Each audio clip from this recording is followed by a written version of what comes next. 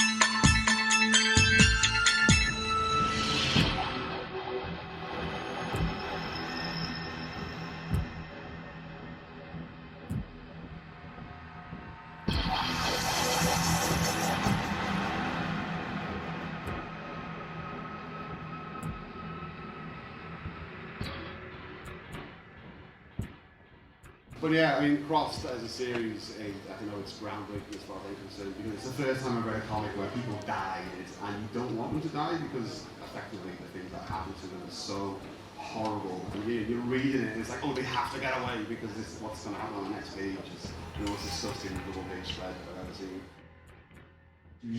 See, DC or Marvel just make me shiver these days, because it's rehashed stories. And it's just tamed down stories, and it's all about the bottom line. It's not about storytelling, it's about the money now. The artwork's fantastic, the stories just leave me cold. Well, that's happening in a lot. I mean, that's happening in the film medium. Particularly, isn't it? The remake. So it's not surprising, is it, that they go back to the 80s to their own comic so that they can retell Marvel Zombies. Let's do another version of that. You know? Don't start me with the Avengers films. I think the future of horror comics is pretty safe.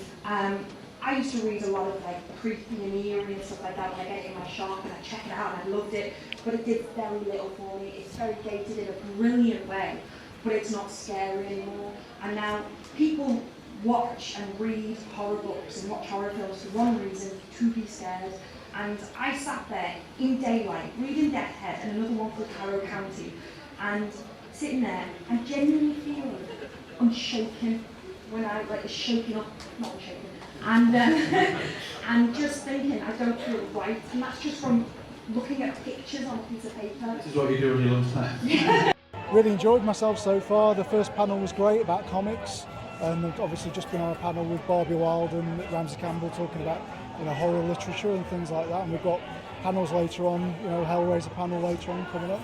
Yeah, just great, and it's nice to see the community all come together, the horror community in Liverpool all come together and just celebrating horror genre, really. I wasn't really sure what to expect. I've never actually been to a festival, like a horror festival or convention or anything like that before.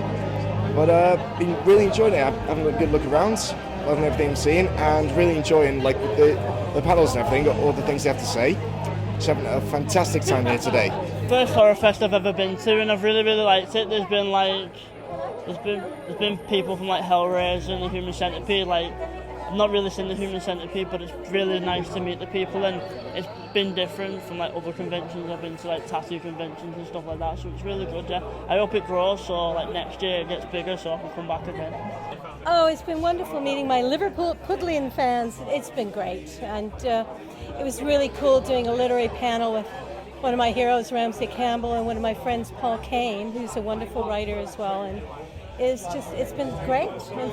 Enthusiastic fans coming to see us all. It's been great.